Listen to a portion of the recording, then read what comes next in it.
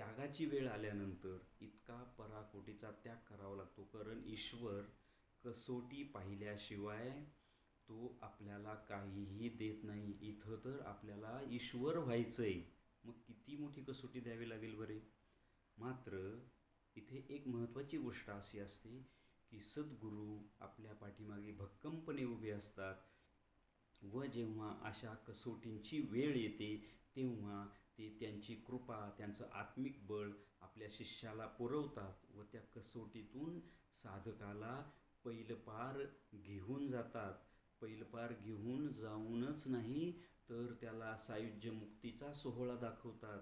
सायुज्य मुक्तीनंतर ही जो पुढे परब्रह्मापर्यंतचा प्रवास असतो तोही साधकाकडून ते करून घेतात.